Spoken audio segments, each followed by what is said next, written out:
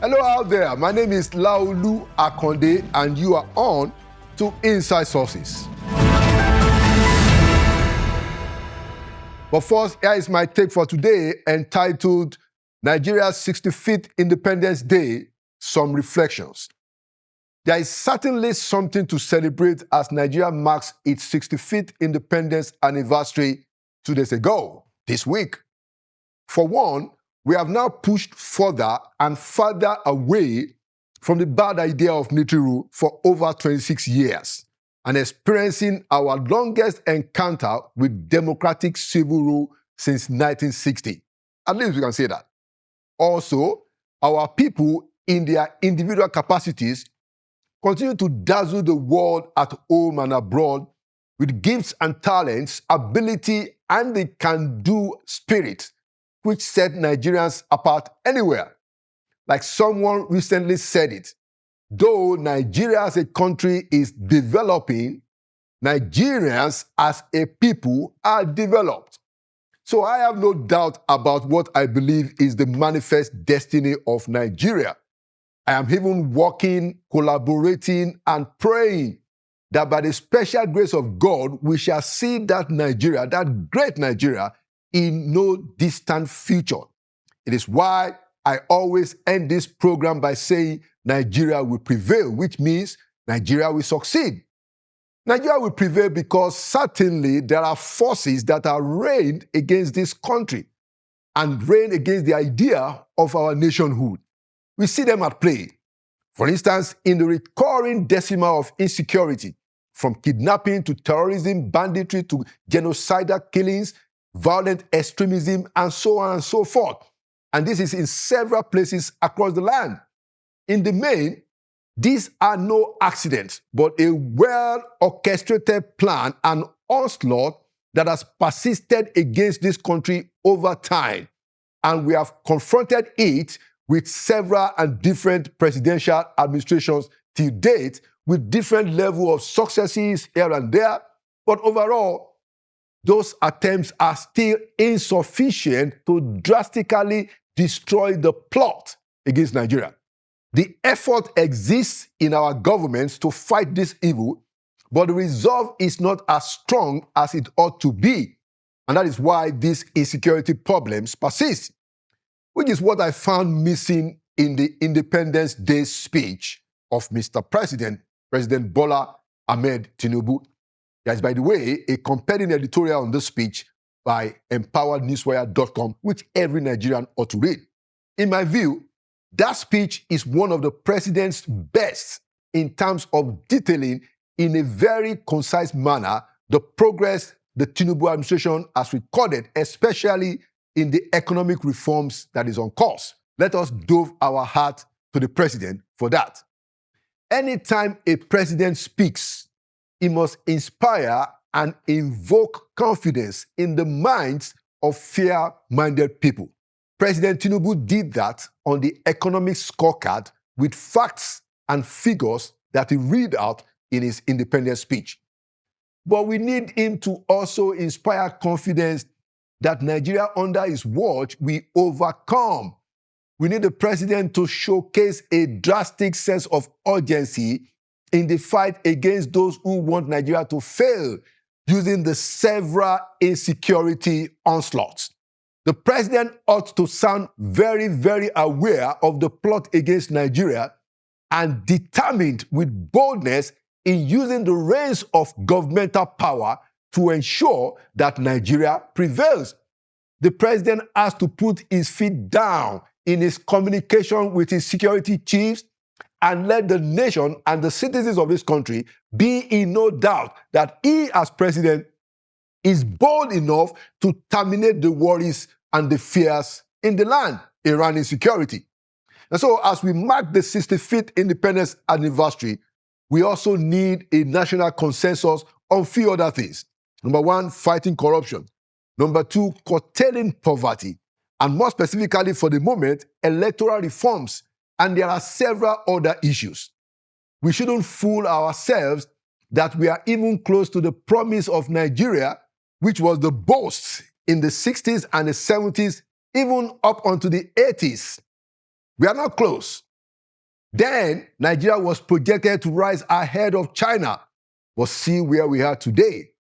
In 1980, for instance, Nigeria's GDP was higher at $715 compared to China's $312.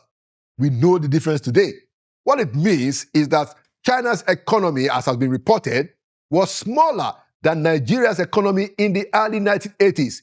But China's economy grew steadily through the decades. Also, it's been reported that Malaysia, once as poor as Nigeria in the 60s, now has a GDP per capita nearly 6 times higher, demonstrating the potential for economic growth with proper policy interventions and investment. But Nigeria's development and economic growth has been hindered by several policy missteps, but more especially by corruption and bad governance. Those facts are in the public. It needs no debate.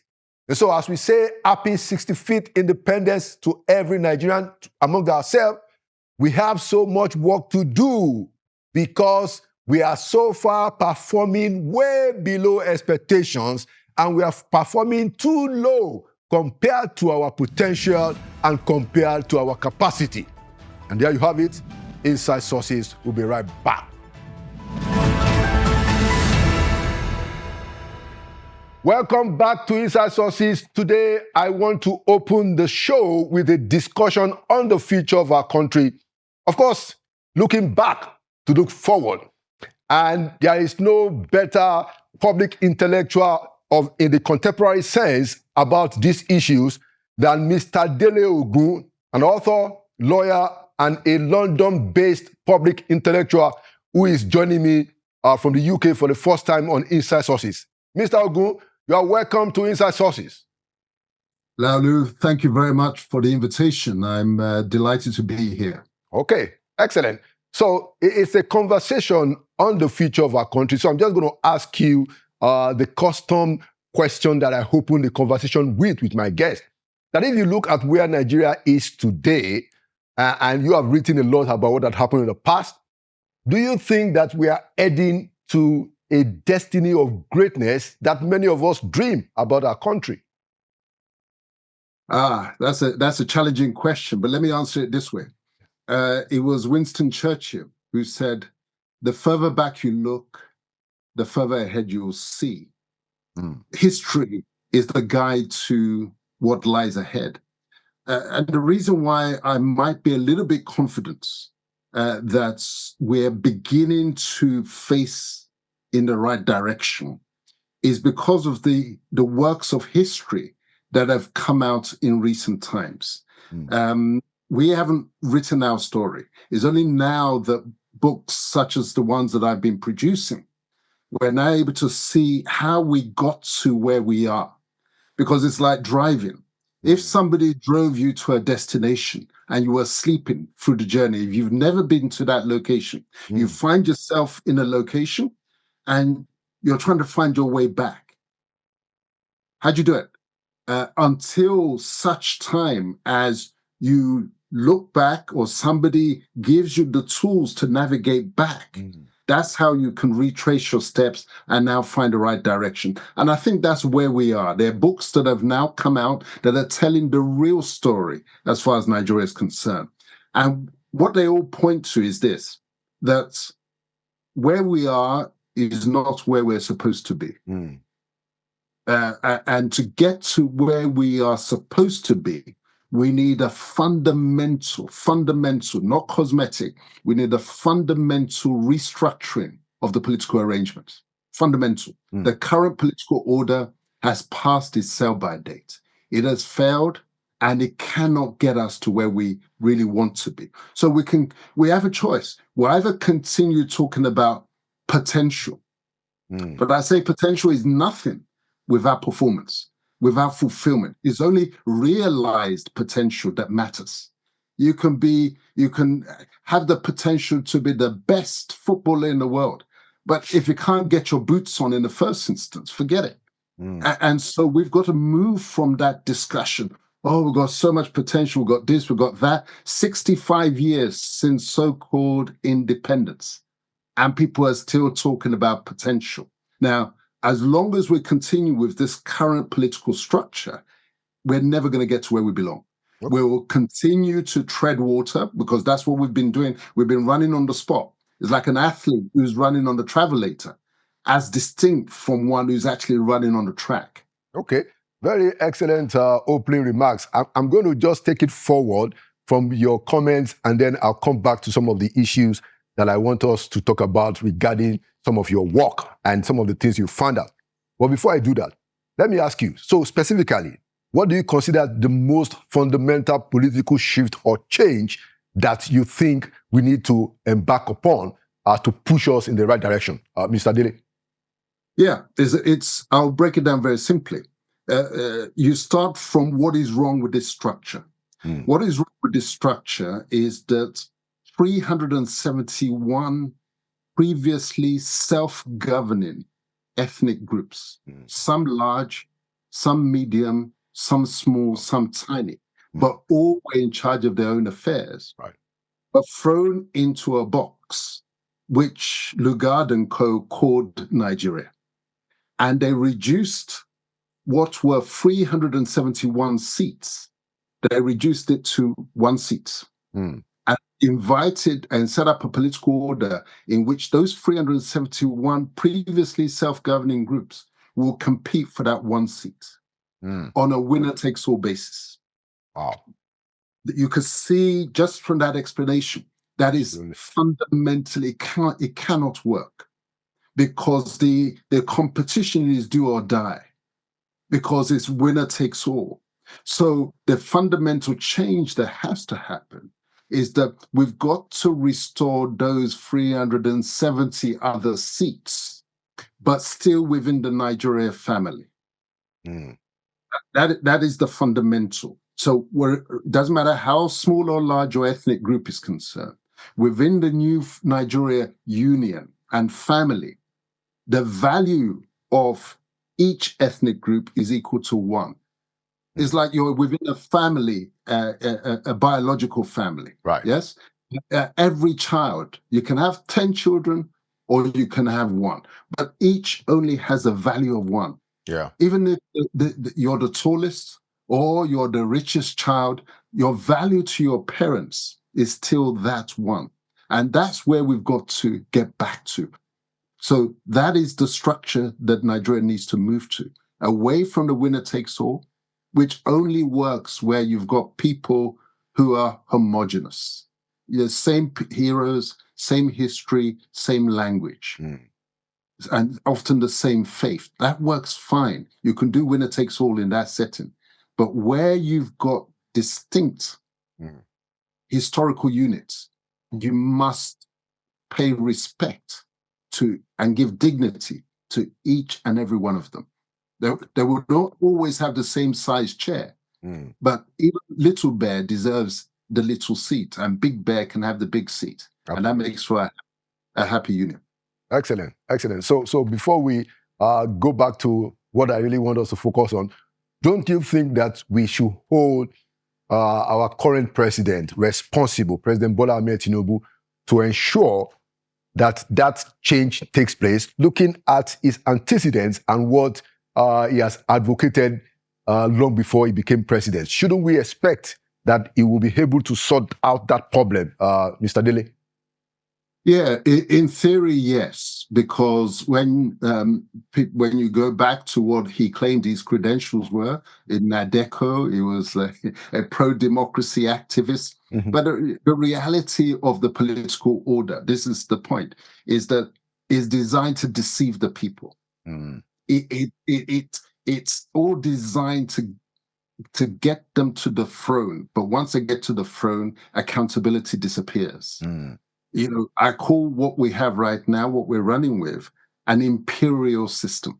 Is worse than the presidential system. It is. Because the presidential system with Trump is still some degree of accountability, even if it's the press briefings he has every week with the media. There's somebody holding him to account.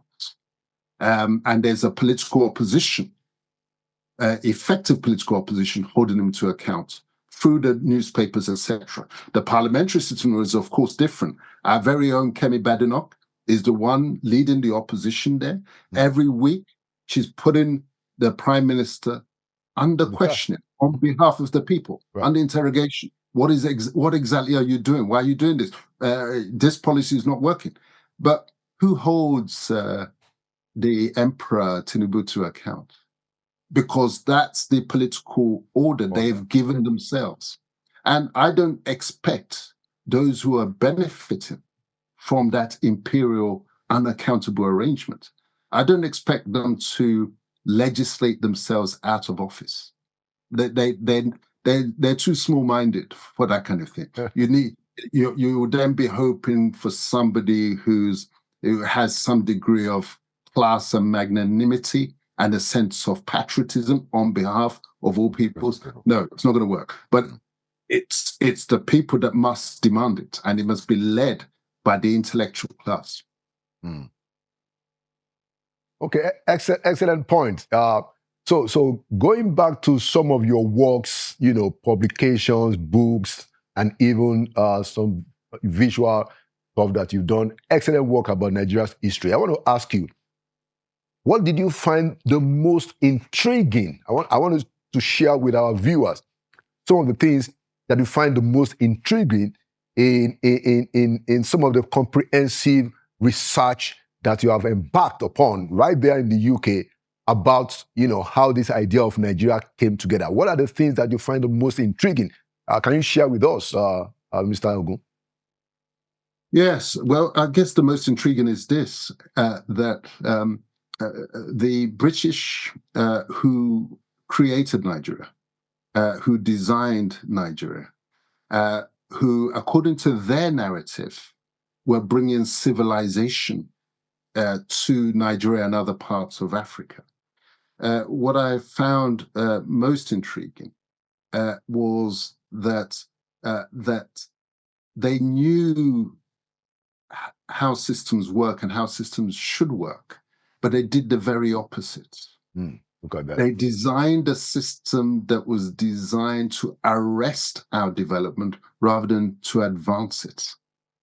And that was intriguing because, of course, we all grow up and especially many of us who grew up in church, and we learned to never to tell lies and always we were believers, were we not?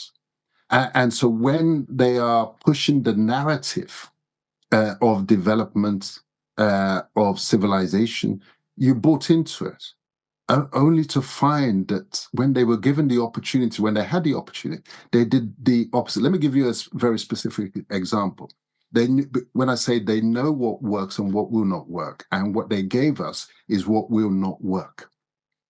They know that from their own history, how the Union of Britain, the United Kingdom, came together. They knew how they had to, it was only by marriage they were able to persuade Scotland to give up its sovereignty and join England in union. They knew that. And that was the basis of the success of the union that has sustained them ever since.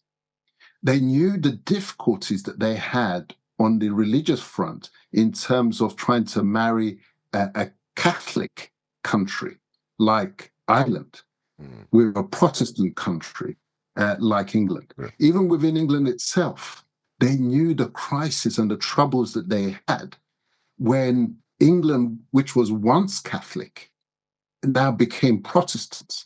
And within their own family of Henry VIII, two sisters tried to kill each other. One was Catholic, Mary, the one they called Bloody Mary, and the other, the younger sister, was Elizabeth. And they tried to kill each other on the basis of faith issues. And then when they come to the Nigeria space, they went out of their way to marry an Islamic half with a Christian half. And on top of that, without any sort of agreement between them, they just lumped them together. And then on top of that, what did they do? They introduced one man, one vote. Now, of course, everybody says, gosh, well, that's democracy, isn't it? Yeah. One man, one. But they knew that one man, one vote, universal suffrage, is that winner takes all system. that can work to the extent that you have enough in common with each other, such that the loser can accept governance from the winner's hands, on the basis that the loser's turn will come around soon. But they know that where the divide is so deep and huge, that system can never work. They also know that in order for one man, one vote to work, you can't have a system where you have the vast majority of people are below the poverty line and also, through no fault of their own, seriously uneducated. Because what you then have that permanent inbuilt majority of the unfortunates. So those become the real electorate.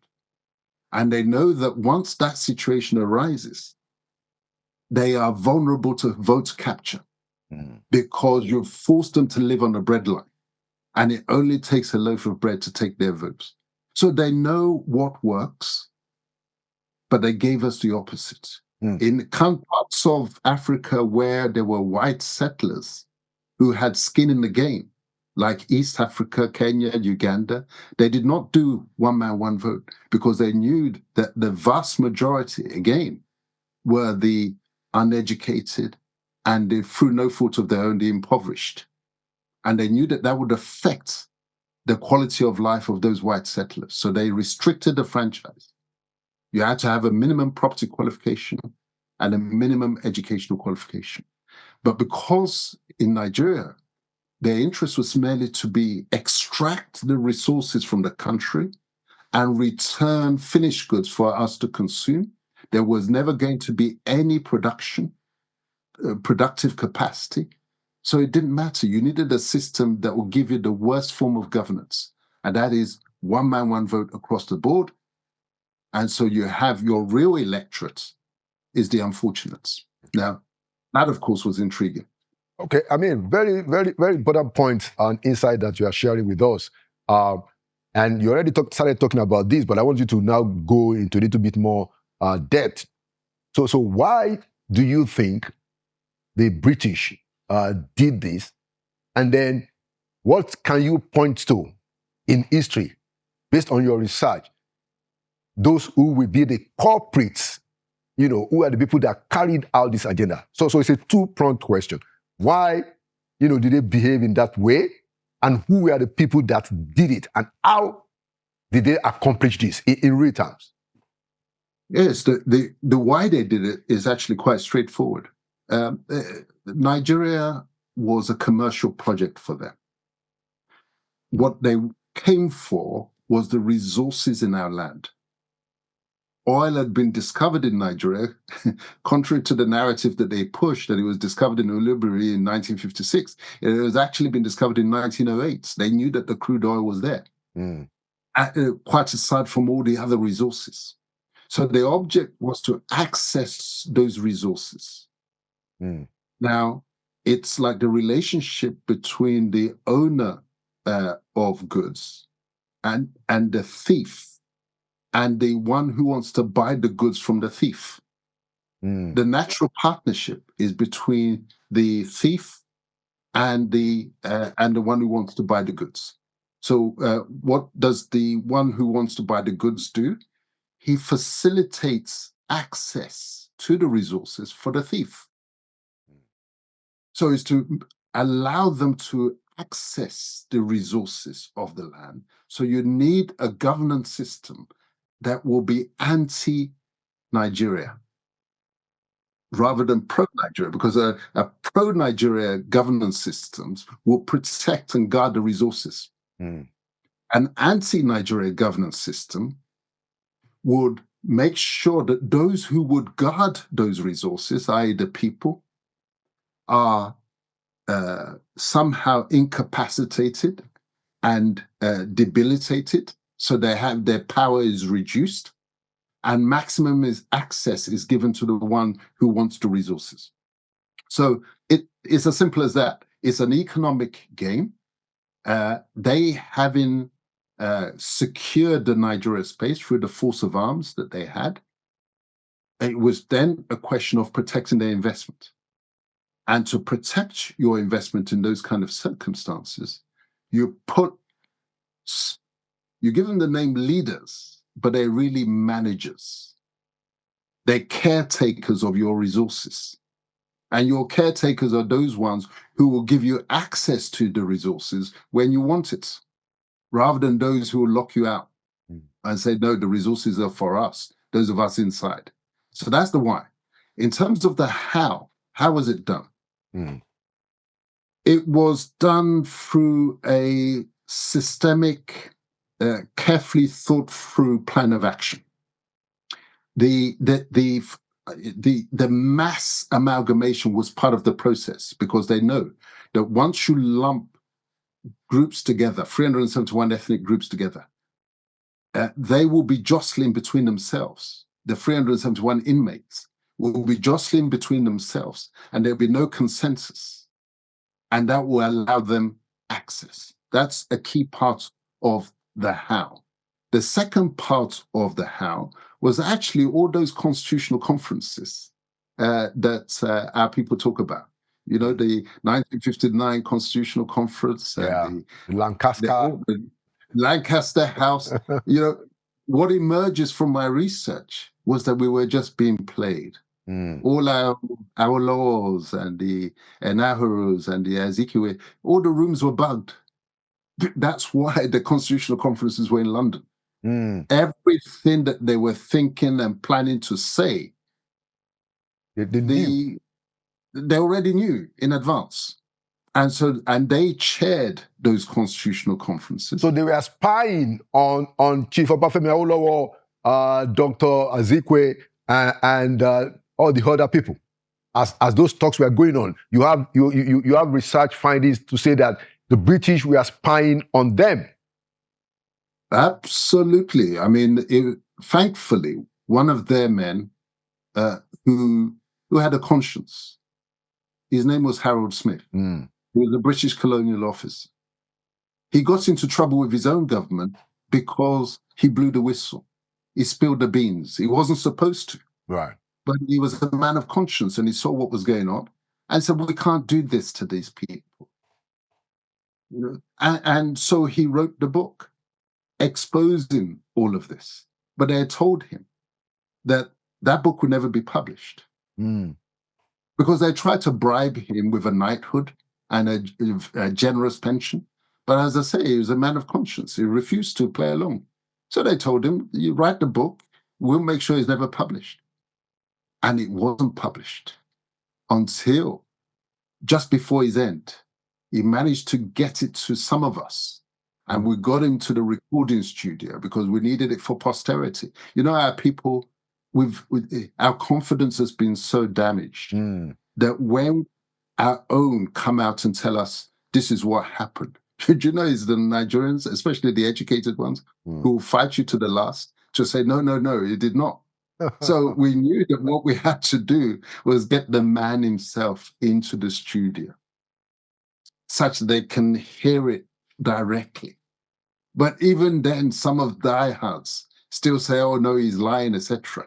I mean, this is a chap who, the price that he paid for telling us that story was that they told him you would never get another job in your life. The guy was an Oxford man. He read PPE at Oxford. Brilliant man.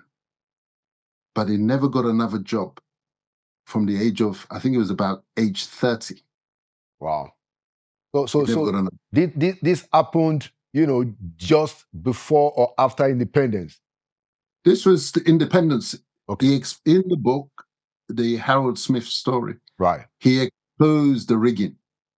He exposed how the British, because this was part of their plan, they got everybody out to come and vote, just like, you know, the modern managers masquerading as leaders. They get everybody out, come and vote, because you need the appearance of legitimacy.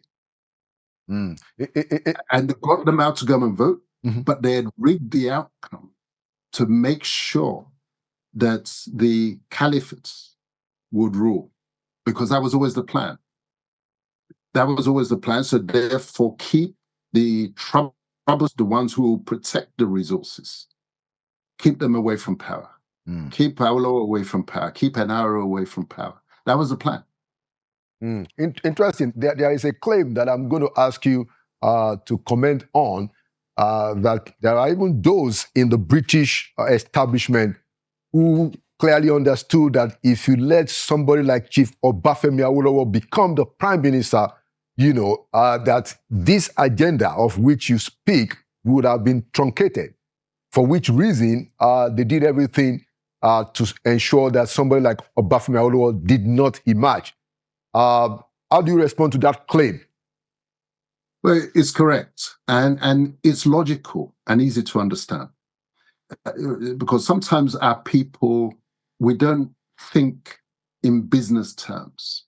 If you've established a business, a very profitable business, and you're thinking of who's going to take over, and you've got amongst your family, let's say you've got 2 children, one is a spendthrift, and the other one is the one that's going to move the enterprise forward. You're going to make sure that the spendthrift, you've studied them very well. You know the qualities.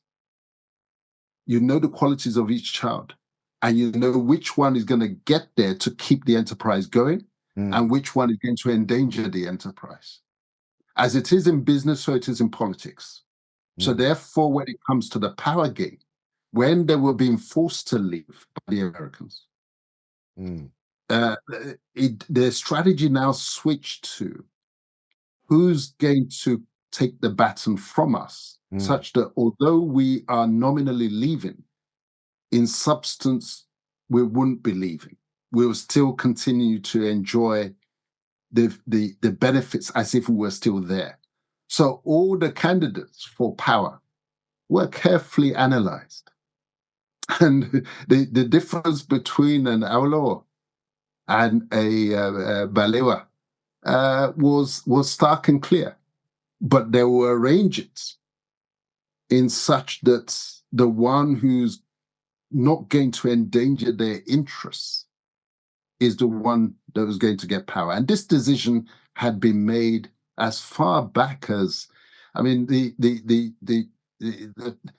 detailed planning started in around about the early 1930s for the succession of the caliphate, the Fulani in particular.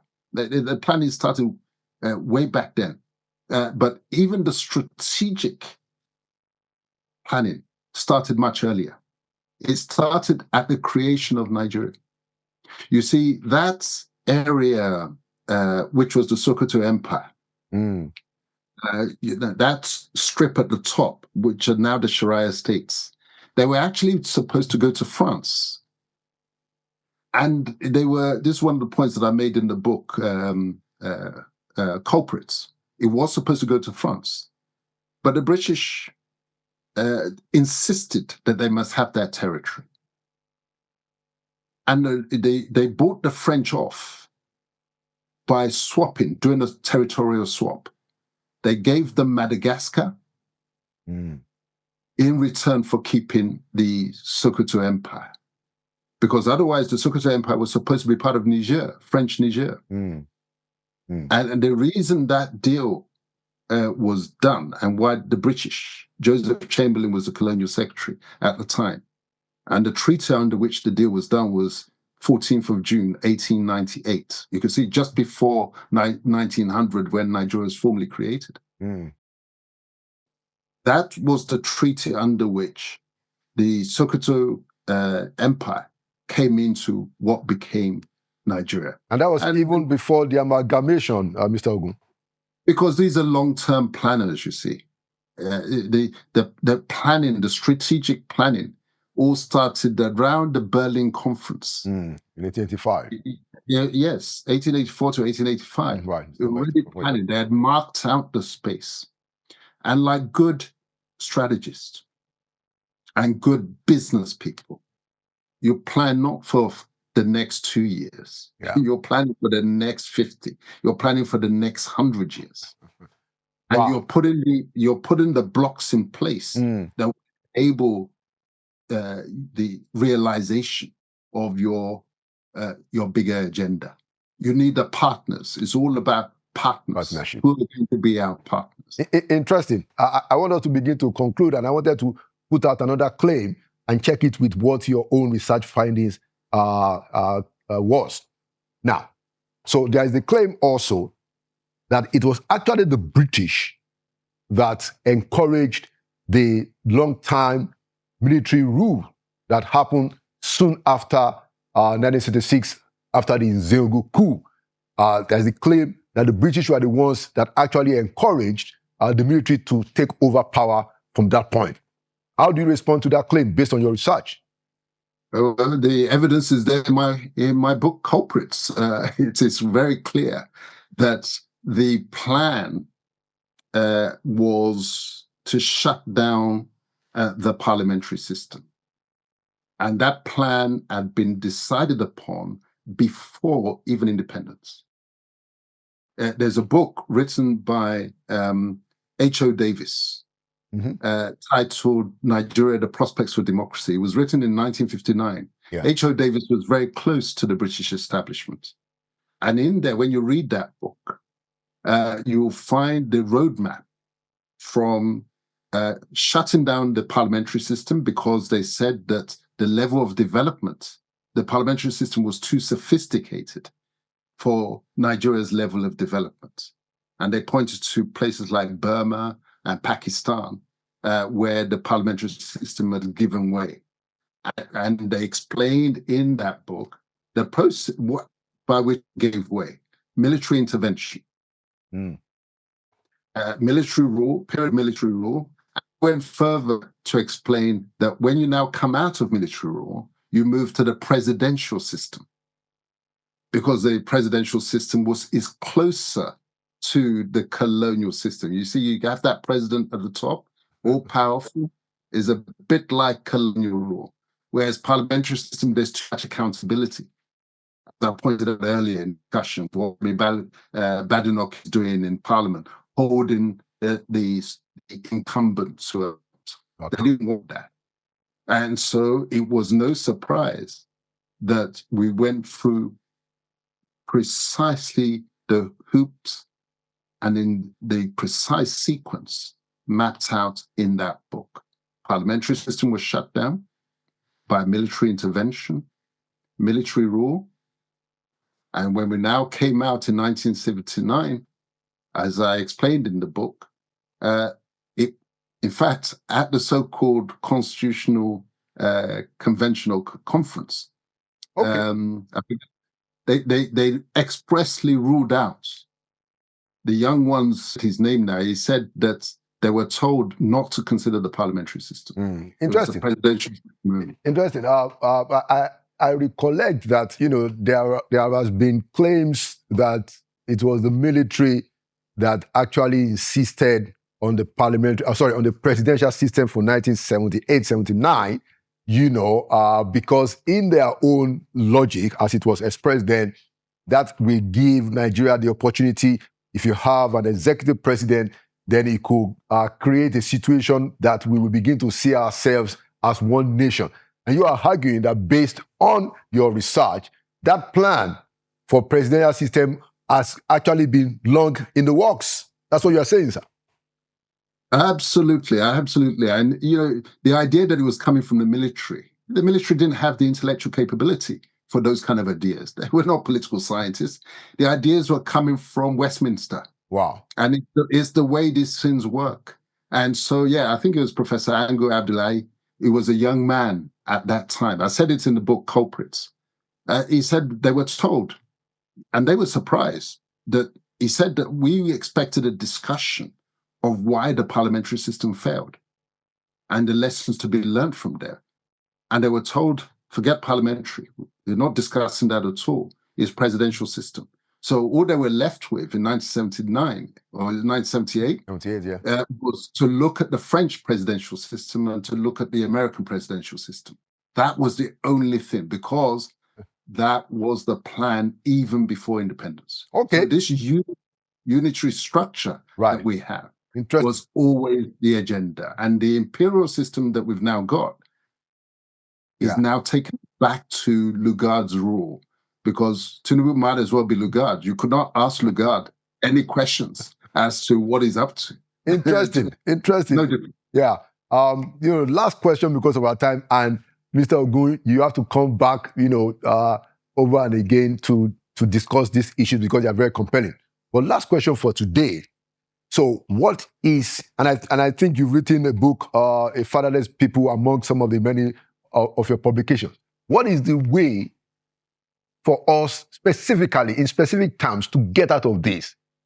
And then when we even have that resolve and the opportunity to get out of this, what kind of system should we have? Please conclude in a summary that question, and then we wrap up. Yes, very simply. You see, a problem understood is a problem solved. The reason we've been running around in circles and running 4x4 every election, 4x4, and ending up lamenting after 4 years or after 8 years is because we never really understood the problem.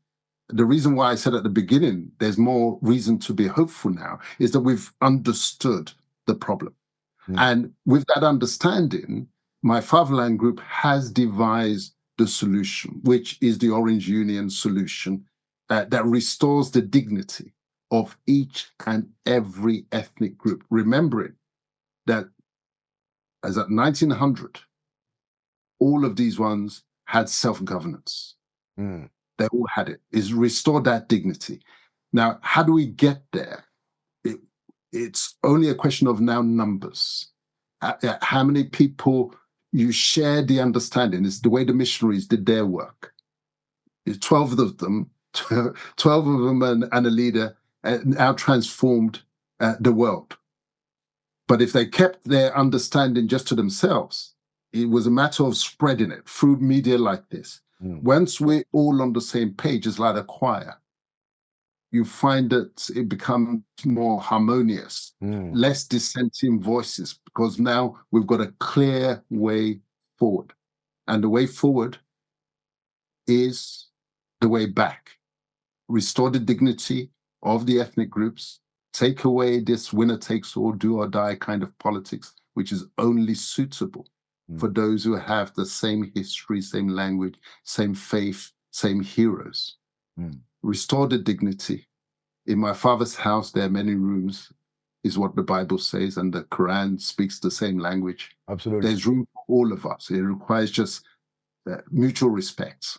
And that is what the Orange Union solution offers. That is the way forward.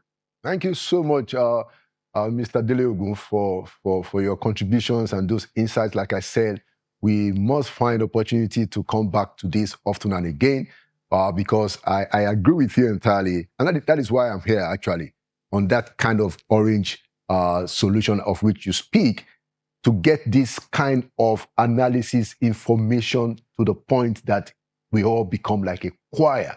Now, once we get that, I have no doubt also that we'll be able to turn around the system. Thank you so much for your voice. Thank you for the work that you do. And thank you for coming to Inside Sources. Thanks very much. It's a pleasure to be with you. All right. Thank you so much. Cheers. And that was a segment on Nigeria's independence. Now, we're going to be going into conversations that I have with two of the university teachers groups that we have in Nigeria. We have the CONUA and ASU. We're going to be starting a conversation with both of them, one after the other. Today, we're going to hear from the president of CONUA, that is the Congress of Nigerian University Academics, and on the Sunday edition, we will have the conversation with the president of ASU. Inside Sources will be right back. Welcome back to Inside Sources. Today, I'm going to be delving into a little bit of detail regarding what is happening among university lecturers in the country, and of course, the issue of the 2009 agreement, which was later renegotiated, and where things stand. We're even going to explore how is it that we can sort this matter once and for all, especially now that we have somebody, in my view, in the Ministry of Education that seems to understand what he's doing. To have that discussion, I am going to have two guests. I'm going to start with Konwa, and then I'll go on to ASU. The first guest today is the president of the Congress of University Academics. I'd like to welcome back to Inside Sources an associate professor of atmospheric physics, Dr. Niyi Sumonu from the Obafemi Awolowo University. Prof, Associate Prof, welcome back to Inside Sources. Thank you very much once again for having us on this program. And it's a pleasure to be on your program always. Thank you. Please, we love what you are doing. Keep it up, sir. Thank you so much. Thank you so much. And thank you for coming. And thank you for your work. Now, I want us to talk about the 2009 agreement. What is the way forward? How can we solve this problem? Because, of course, recently, some of the unions have been saying that, look, there's an agreement and government says that, it wasn't signed. But first, the idea of pluralism in the industrial space of the country, which apparently is what, you guys in Konwa are really, testing out that, look, people should be free. Workers, staff should be free to join the labor union of their choice. Look at what happened this past week, with Nupeng on the one hand, and then Dangote refineries, and the question of whether some people want to be in Nupeng or whether the Dangote refinery wants people working for him to be in union. It just reminds me of what happened between Konwa and ASU. So I'm going to ask you, what's your take on that conversation in Nigeria? Yeah, thank you very much for the question. I think it's a new era, a new facet for academic unionism. Already, that thing is not too strange in other sectors. Like you have in the Trade Center, for example, we have the Trade Union Congress of Nigeria, TUC, and we have the NLC, Nigerian Labour Congress. True. The government is used to that, and anytime there's going to be any issue that has to do with labor, they invite these two trade centers to meetings. And we've seen time and time again that they have negotiated and had discussions with these two. But in academic unionism, is a new thing, is a strange thing. And I want to say that our people are just getting used to this, even though the circumstance surrounding the registration of Konwa gives Konwa a little bit of bad name or in the shadow of the other union. Why? Because it was registered on the verge of conclusion of a strike action. Right. Meanwhile, the struggle to get registered by Konwa had started some 5 years earlier. So, and the registration was in 2018. That was when the registration was actually in 2022. Well, that was when you got the registration. Yes, that was when started way back, which was 2018. Okay. In April 2018 was when we started, when we applied to the Ministry of Labour for the registration. I must say quickly also that we were initially refused, but with a proviso that we could appeal. Okay. And we did appeal, and we followed through the process until it came to a head in October 2022. And we were taken to court almost immediately, challenging that propriety of that registration. Who took you to court? The ASU took us to court. All right. And the Federal Ministry of Labour, who did the registration. And in July, 25th July 2023, precisely, the National Industrial Court of Nigeria made a pronouncement that there can be as many unions as possible in any space in the country. And it's in line with International Labour Organization's conventions. Yes. So this is what we have is internationally acclaimed and accepted. And particularly in academic environment, I give United Kingdom, for example. Right. They started with one academic union in 1905. By 1909, there was another academic union. And they went on like that up and until 2005, that those two academic unions just felt, okay, they need to come together. But they came together under the banner of UCU. Mm-hmm. But even at that, there are still about 2 other academic unions operating in the same education sector, in the tertiary institution, in the same education space. In UK. In UK.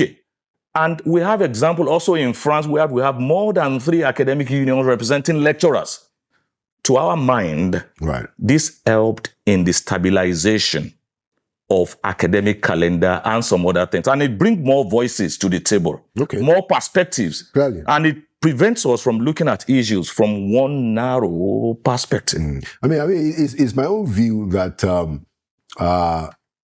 unionism, while it's desirable, I consider myself some kind of a comrade, I think that you shouldn't have a situation where people are compelled, to be in one place and not allowed to be in another place. And I think that's what the industrial court has also ruled in the case of Conrad. Yes, sir. Yeah. And also that the constitution of the country supports freedom of association. I'm not a lawyer, but to my mind, what that means is that you are free to choose which union or which group that you want to associate with. Of course, yeah, absolutely. And I'm told that you now have about 30 chapters of Congress of university academics in the country. Yes, we have 30 chapters, and even though our numerical strength vary from chapter to chapters, but for now we are consolidating, and our direction is in the direction of progress. Okay. We have things to show us that we are moving in the right direction. Okay, good. And you have the headquarters in Obafemi Awolowo University, Ile-Ife, at the moment. Yeah. And what's your relationship with the government, on some of the major issues of the day? Yeah, currently, with respect to government is one, and is a continuum, but we have different arms of the government.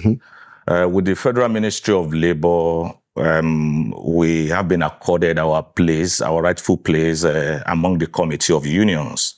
We are still hoping that with the Federal Ministry of Education, which is our parent ministry, parent in the sense that because this union is a union in the education sector. Yeah. So we are still getting enrolled in that. And one of the reasons we are here is that we've been called to a meeting by the Honourable Minister of Education. The minister has already invited you, so that's to say that he wants to hear. Government is interested in your perspective. So the question that I wanted to ask you next, as we begin to wrap up, is: so what is the way forward in this renegotiated document? What is the position of CONRA? First, all voices representing different interests in the universities, in the university system, Nigerian university system, must be brought to the table.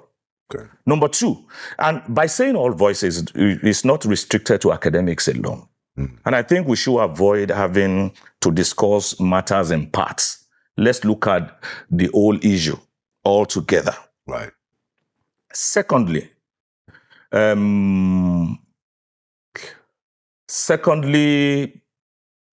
we should continue to engage issues.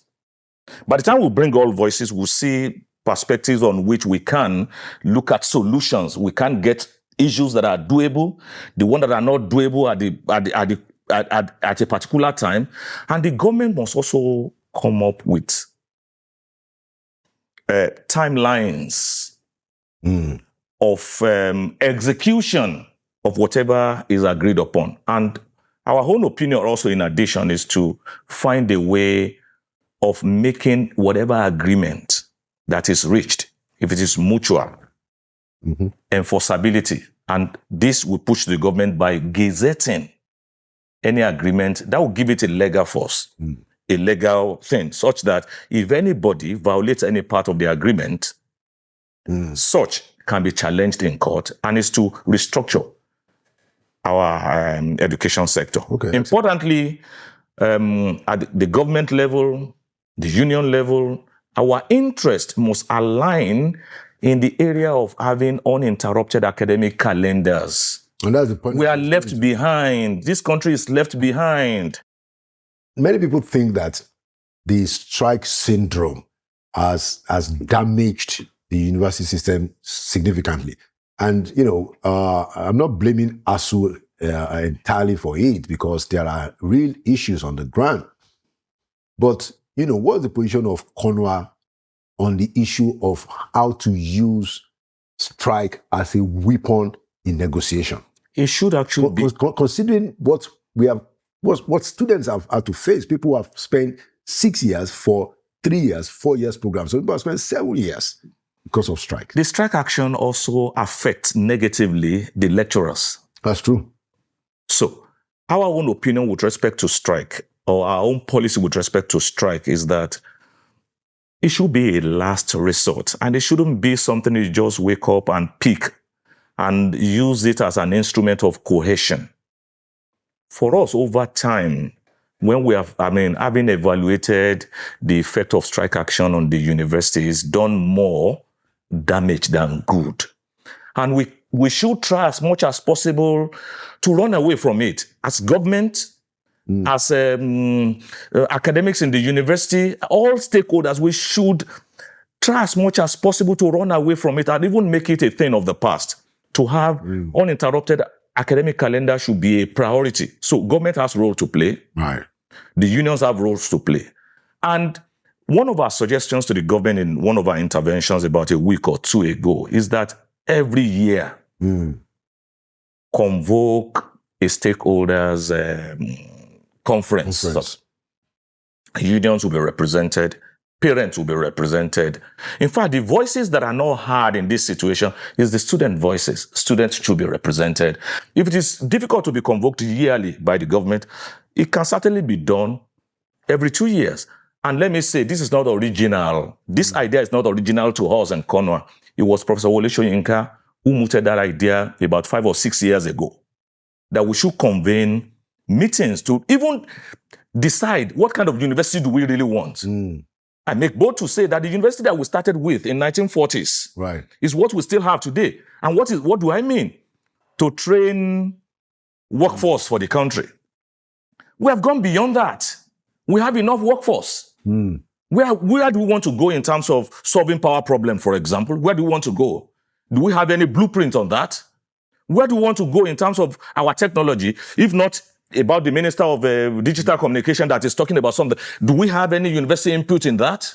And universities have roles to play in the development of any nation.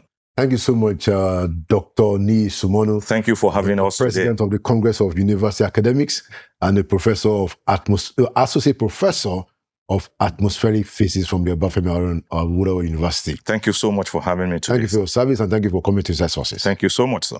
And there you have it, another edition of Inside Sources. Like we always say, Nigeria will prevail. Nigeria will prevail because we will push these issues until it gets, just like we've had, to become, all of us, like a choir. My name is Laolu Akonde. Thank you for watching. And by the grace of God, I'll see you at the next edition.